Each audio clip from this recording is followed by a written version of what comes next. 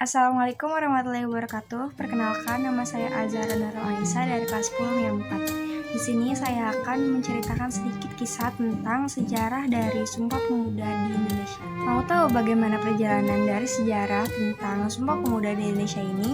Kalau mau tahu, jangan skip ya.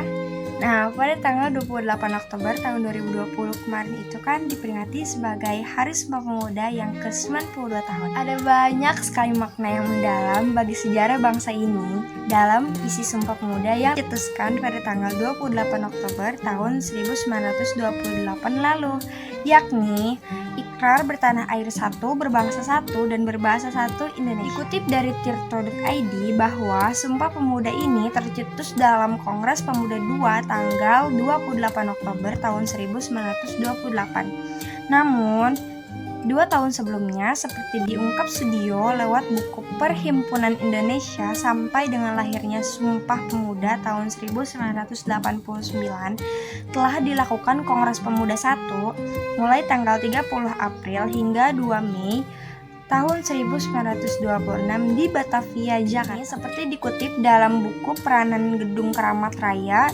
106 dalam melahirkan Sumpah Pemuda tahun 1996 karya Madana Safwan, antara lain cari jalan membina perkumpulan pemuda yang tunggal, yaitu dengan membentuk sebuah badan sentral dengan maksud pertama, untuk memajukan persatuan dan kebangsaan Indonesia, serta yang kedua adalah demi menguatkan hubungan antara sesama perkumpulan pemuda kebangsaan di tanah air. Namun, pada saat Kongres Pemuda I itu diakhiri tanpa hasil yang memuaskan bagi semua pihak lantaran masih adanya perbedaan pandangan.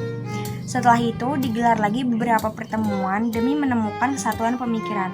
Maka disepakati bahwa Kongres Pemuda II akan segera dilaksanakan. Kongres Pemuda II dilangsungkan selama 2 hari pada tanggal 27 dan 28 Oktober tahun 1928 di Batavia. Hari pertama, Kongres menempati Gedung Katolike Jongelin Bonn atau Gedung Pemuda Katolik. Sedangkan Kongres di hari kedua, yaitu tanggal 28 Oktober, diadakan di Gedung Oost-Java yang sekarang di Jalan Medan Merdeka Utara, Jakarta Pusat. Tujuan dari Kongres Pemuda II ini antara lain yaitu melahirkan cita-cita semua perkumpulan pemuda-pemuda Indonesia, membicarakan beberapa masalah pergerakan pemuda Indonesia, serta memperkuat kesadaran kebangsaan dan memperteguh persatuan di Indonesia. Nah, kongres ini juga diikuti oleh lebih banyak peserta dari kongres pertama, termasuk Perhimpunan Pelajar-Pelajar Indonesia atau PPPI, Jong Java, Jong Sumatren Bond, Jong Bataksbon, Jong Islamiten Bond, Pemuda Indonesia, Jong Celebes, Jong Ambon, Katolike Jongelin Bond, Pemuda Kaum Betawi, Sekarukun, dan lain-lain. Adapun susunan panitia Kongres Pemuda II seperti yang dituliskan oleh Ahmad Syafi'i Ma'rif melalui buku Islam dalam Bingkai Keindonesiaan dan Kemanusiaan tahun 2009, yaitu ketuanya Sugondo Jojo Puspito dari PPPI. Wakil ketuanya yaitu RM Joko Marsaid dari Jong Java, sekretarisnya yaitu Muhammad Yamin dari Jong Sumatren Bond, bendaharanya yaitu Amir Syarifuddin dari Jong Bataksbon, pembantu yang pertama yaitu Johan Muhammad Chai dari Jong Islamiten Bond, pembantu yang keduanya yaitu R. Kaca Sungkana dari Pemuda Indonesia, pembantu yang ketiganya yaitu RCI Sendok dari Jong Celebes, pembantu yang keempatnya yaitu Johannes Leimena dari Jong Ambon, dan pembantu yang kelimanya yaitu Muhammad Rojani Sungud dari Pemuda Kaum Betawi. Setelah melalui prosesi panjang selama 2 hari, maka pada tanggal 28 Oktober tahun 1902, para peserta Kongres Pemuda II bersepakat merumuskan 3 janji yang kemudian disebut sebagai Sumpah Pemuda. Isi dan makna Sumpah Pemuda ini yaitu yang pertama adalah kami putra dan putri Indonesia mengaku bertumpah darah yang satu, tanah air Indonesia. Yang kedua, kami putra dan putri Indonesia mengaku berbangsa yang satu, bangsa Indonesia.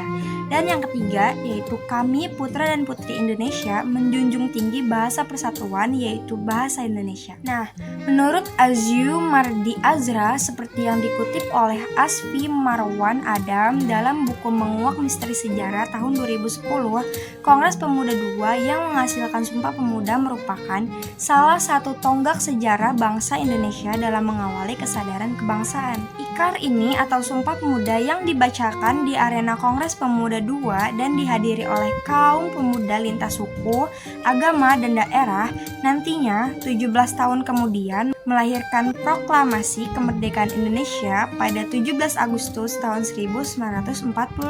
Sumpah Pemuda juga memuat banyak nilai positif yang dapat diterapkan dalam kehidupan sehari-hari. Maka Sumpah Pemuda ini hendaknya bisa dijadikan sebagai inspirasi bagi pemuda Indonesia yang sekarang untuk membawa negara ini ke arah yang lebih baik. Nah, itu dia tadi sedikit dari kisah singkat tentang sejarah perjalanannya dari Sumpah Pemuda di Indonesia ini.